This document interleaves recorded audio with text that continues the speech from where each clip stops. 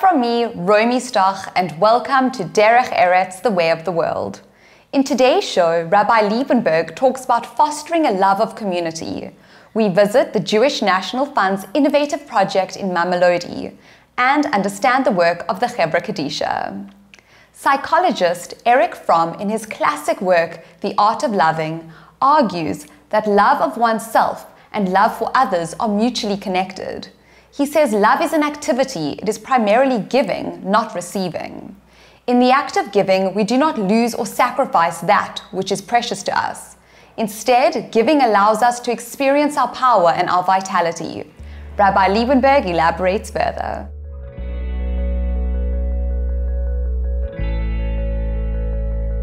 In Hebrew, there are many words for a community. The most common word is kehillah, which means a gathering of different people. There's also the word tzibur, a public, a community.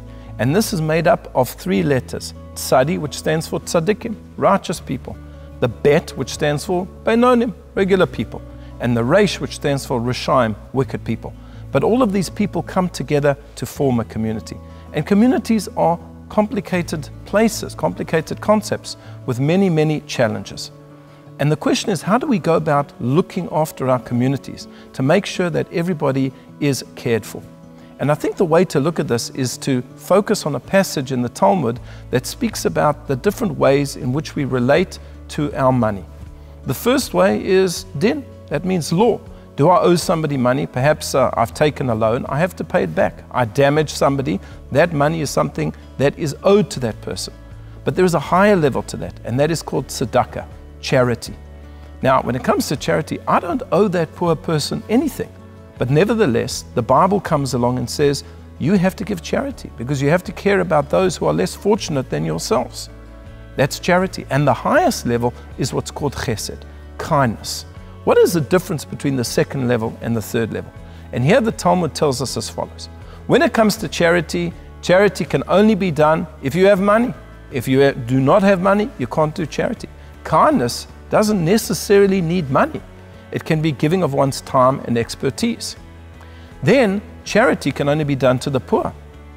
If there are no poor people, there's no need for charity. But kindness can be done to any person. Even wealthy people are recipients and beneficiaries of kindness. And lastly, charity can only be done to the living. But kindness can even be done to the dead. When one attends a funeral and looks after the needs of the deceased, that's also kindness. Now, kindness is the way in which we keep a community together. And there are so many different aspects. And I'd like to use an example, some of the major institutions of welfare and kindness that have existed for many, many years in the Jewish communities. First of all, you have Bikur Cholim, looking after the sick. You have groups, many times volunteers, who go to hospitals and make sure that the patients are receiving the proper medication, the proper support, and of course food. Then you have the Moshav Zkenim, an old age home. We're living in a generation where people are living longer and longer and longer, and not necessarily in a more healthy way. And therefore we're top heavy with many, many people who are senior and need support and need care. And this care comes at an incredible cost. So the community has to know that we have to look after our elderly. Then there's Hachnasat Kala, looking after the needs of people who are getting married. It's so difficult today to set up home, to buy a flat, even all of the costs of the wedding, to buy a wedding gown. This is something that the community has to put out there. And then of course, there are those people who are vulnerable, the mentally handicapped. Who's going to look after them? Where are they going to go? How are they going to be supported? We have to make sure that we have within our communities places where these people feel that they have a home and that they're cared for. And children, of course, who are at risk of all types of abuses, there also has to be a place for them to go. These are some of the different aspects of kindness and welfare that need to exist in each and every organization, in each and every community. And this is something that can only be done if everybody comes together to make sure that those who are in need of care receive the type of care that they need.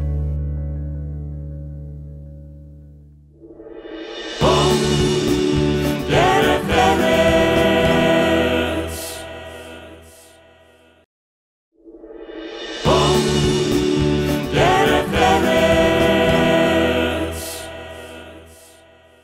The Chevra Kadisha is the oldest Jewish organization in Johannesburg and the largest Jewish welfare organization on the African continent.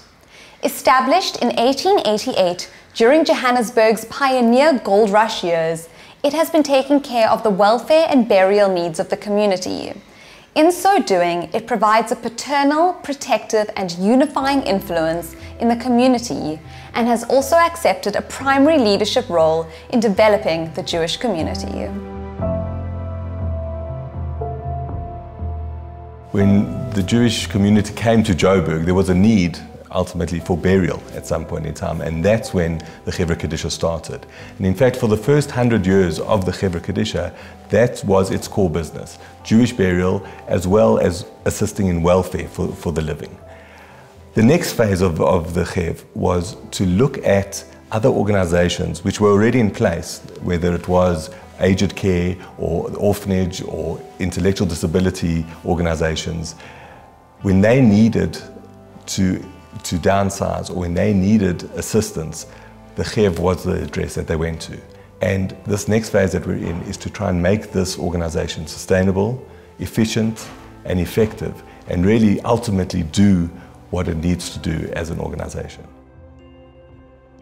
I've always cherished and been involved in community work. To be honest, I never thought I'd work for the community. When I was growing up, I was a madrich, or I was involved in informal education, or all different activities, because I think community is just part of who I am, and I recognize that the community has been so good to me, and there's a reciprocal relationship.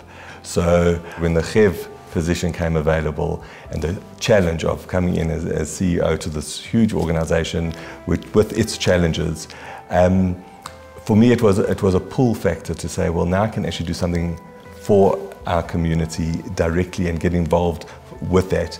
And there's this intrinsic motivation and reward that I personally get, just by being involved in the amazing things that I'm privileged to be involved in as a community and as an organization. My involvement with the Chevra Kadisha began about 12 years ago. I'd finished my service to the youth movements in South Africa. I'd been involved with B'nai Akiva in the leadership for many years, and I always had a desire to contribute.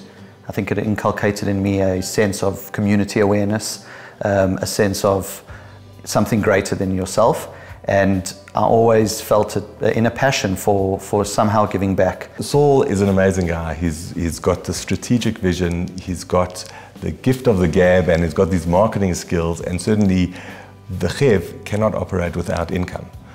And income comes from some people who can pay, but the bulk of our income, 70 to 80% of our budget, is actually in other people's pockets. Somebody has to unleash and untap that. Hence, Saul comes into the fray, and that's what he's excellent at. Believes in the cause and is able to run that whole business of fundraising effectively and really creates that relationship with the community that they actually literally buy into what the Chev does, and enables the Chev to do its excellent work. My late grandmother actually spent her life in charity work for the Hamlet organization, and she was a fundraiser. She ran the book sales outside Pick and Pay for many, many years. And I grew up with that, role model. And similarly, living in Glen Hazel, I would visit Sandringham Gardens on a regular basis on a Shabbos. So I had, in my early years, a strong affiliation for this kind of work. By the time I was here already, Sandringham Gardens, our parents' home, were part of the organization. And what was an organization with a budget of 20 million soon became an organization with a budget of 250 million. And that necessitated different management approach, as well as an intense approach to fundraising. Arcadia as an organization has been around for a long time, and in the early days certainly it was a home and an orphanage, as it was known then, for people. A lot of them were literally orphans, and quite a few of the kids actually came from families who just couldn't afford to keep them. In fact, on a personal level, my grandparents, my father's parents, met and were at Arcadia. Over the years, and if we fast forward to Arcadia presently and the way we see it going forward is that Arcadia now, most of the kids who are at Arcadia are actually orders of the court. They're there from a statutory perspective. And they require us as the organization to step in on a legal basis to come in, give the kids who have had a tough life skills, a safe place, a warm environment where they can thrive.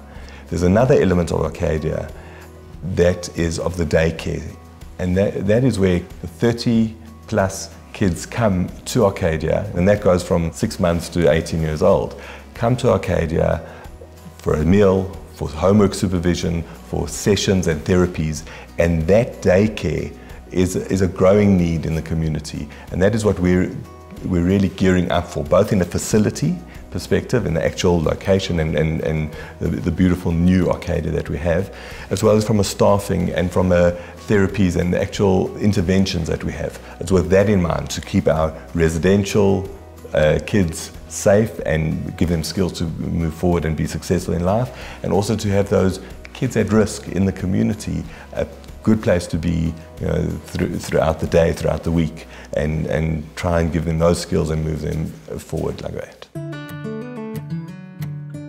Sandringham Gardens is the bigger of the two aged care facilities we have. We've got Sandringham Gardens and our parents' home. Sandringham Gardens houses about 300 aged residents at Sandringham Gardens currently. We've got the whole offering that any aged person requires at whatever level of functioning they are at. One often looks at a community, and I think this is in the scriptures, that a community can be judged by how it deals with its most vulnerable, how it deals with its young, how it deals with its very old. And I think when you look at the Chev, you see a tremendous sense of Derech Eretz in approaching these challenges. And for us, a clear focus is to deliver the service, but to do it with a smile, to have that sense of commitment to every single individual because they're a part of our community, and because they themselves have a life, have a history, have a beginning, and we may be seeing them in the tail end of their lives, but we like to look at it as the twilight of their lives and try bring as much dignity to their care as possible. As part of our disabilities division, we have Selwyn Siegel, which is really looking after the 120 individuals who are resident at Selwyn Siegel, who have an array of physical and specifically intellectual disabilities. So this amazing organization takes care 24/7 of these special people, and they are special in all fronts. Whether it's a program that we actually have for them from a therapies, from art, from entertainment, from actually being involved in the community, to the actual clinical and health side which is required. So I think that combination of the real focus on clinical care and doing as a professional organization what we need to do is enmeshed with our sense of community, and everybody has potential, and all we want to do is grow each individual to their potential and try and facilitate that. And it's a real privilege for us to be involved with those special people. Mark's got an incredible heart, and I think in leading an organization of this nature, you need somebody who is sensitive, who's patient, who's understanding, but at the same time has the ability to make decisions and work with people towards ultimately what's best for the individual and the organization as a whole. Derech Eretz has got lots of interpretations and meanings. For me personally, something that stands out is there's a phrase that says, Derech Eretz kadma la Torah. Derech Eretz comes before Torah. And you can ask, well, what does that mean? You know, we thought Torah and the commandments is the ultimate. Actually, what it means for me is that, yes, that is an aspiration, and that's what I personally try and achieve. But what comes before that is that Derech Eretz, the values and the principles that one should have as a person. There's a Yiddish word, the Menschlichkeit and the Edelkeit, the way you interact with people and the way you actually treat yourself and treat others. That is the basis on which you can then try and achieve Torah values and the commandments. And I think for me on a personal level, something that I strive for And I'm blessed to be in the job, if I can call it that I'm in, because for me, it's a privilege to work at the Chev, because I see the Derech Eretz that the Chev has and what it does in its daily activities every single day. And I'm part of that.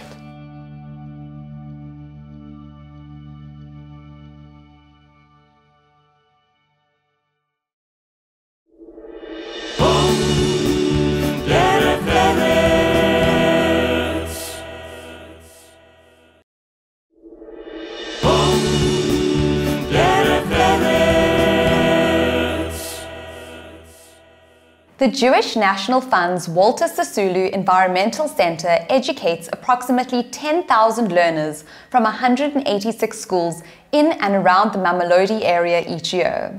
In partnership with the Gauteng Department of Education, the center creates innovative and environmental educational experiences which seek to imbue a sense of accountability and environmental leadership in all its learners. So the Jewish National Fund was created in the late 18th century by Jewish people who wanted to help green the Holy Land.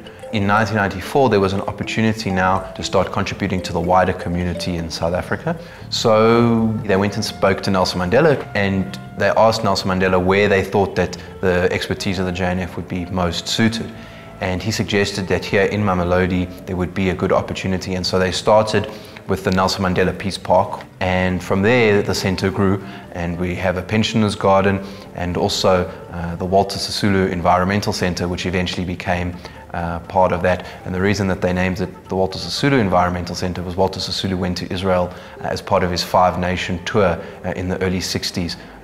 So there was those connections to the place and the connections to the local Jewish community and the surrounding community. The centre is very much a community-based centre in partnership with a variety of stakeholders that are able to actually create the space that is here. Angiosperms are divided into two. We have the monocots, we have the dicots. What are monocots? I'm an environmental education facilitator. Bana he batlile ba school on the ba ruta ka environment, and yeah, we take care of the learners. Re ba ruta ka biodiversity, waste, water and energy. We educate all the communities and the schools especially, and our focus is on environmental education, and it's very practical and it's involving the learners, and they participate the whole time. People can come and learn one of 5 things. They can go to the electricity and energy room, they can go to the water room, they can go to the biodiversity room, there's the outside classroom, and there's also the waste room. And that's generally what the kids do, but the teachers also need to learn how to do that themselves as well. So they will come here and they will come and learn and do seminars on how to teach the environment more effectively. So there's many people who can get education by coming through the centre. Do they have chlorophyll? Yes. Do they reproduce by spores? No. No. Bana ba tshwanetse hore ba itse ka environment ya bona. They can take care of their environment so that they can take care of their places at home. Without them taking care of their environment, they will waste the resources like water. And since South Africa is a water scarce country, and that we have a problem. So the Pensioners Garden is an area that is set aside from the centre where people, anyone really, but it's mostly used by pensioners from the community, can come and grow food, and they're given support in the form of water and in the form of seeds and fertilizer, and with that they're able to grow food and then either use it for their families or sell it to make money for their other purposes. Cabbage, anyaniso, pampone, everything. Pampone, dennis, bottle, is it carrots, is it everything. Each one is given a plot of land. They rent it for a nominal fee. I think it's like 15 Rand a year, something like that. And then they're able to use that and grow whatever they want. With the JNF's background in planting trees, we felt there was a very specialized piece of knowledge that we could help with the community of Mamelodi.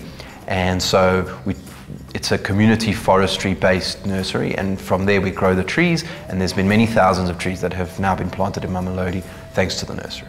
They've benefited the community quite a lot, because sometime last year we did a visit, Krista and I, at Nelmafias. So there are some of the people who are benefiting from the trees as well, because what we usually do is that we plant one shade fruit and also one fruit tree. So some of the people who are unemployed, they are getting some of the fruits from the trees which we've planted during the previous years, but they do sell most of the fruits which those trees are producing. People nowadays, they keep on cutting trees, doing furniture, doing firewood, doing baskets, so many things, but those people are not planting.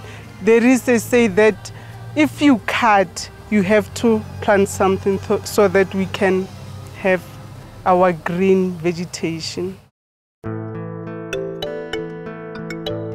We are partners with RMB, and they have invited all these people here because of the Ridderplaats Dam, which is in a bad situation. So it's very much polluted, and they are very much concerned that it must be cleaned up. The wonderful thing about today is seeing that you have community members that are actively working towards cleaning the tributaries that feed into the Ridderplaats Dam. They don't get any incentive to do that, but the reason why they are collaborating with us is understanding that, you know, they are reliant on water. Their societies, their communities, their families are reliant on this water body, and they've taken it upon themselves to then orchestrate and mobilize and putting groups together to then clean the dam. Through our environment program of the RMB Fund, we focus on education for a green economy. We've started this sideline conversation that is getting alarmingly big, very collaborative, which is exactly how we like to operate. One needs to understand that one cannot just operate in silos any longer. You definitely need the expertise, the local knowledge of everyone to come together and then affect these changes and to come to a solution to the dam. I think what Derech Eretz means to the JNF is that they are having an opportunity to use the skills and knowledge that they've learned both in the Jewish community and in Israel for other people. So you can take the lessons that we have learned in terms of getting water out of the desert, for example, in Israel, and use it to help other countries that are trying to have the same problem. So there's many ways that we can contribute and help bring people together around solving common challenges. Jewish author Leon Uris wrote, "The only thing that is going to save mankind is if enough people live their lives for something or someone other than themselves." If you have missed any of our past episodes of Derech Eretz, you'll be able to watch them on our Derech Eretz Connect YouTube channel. From me, Romy Stach, and the Derech Eretz team, remember the experience of heightened vitality and potency fills one with joy.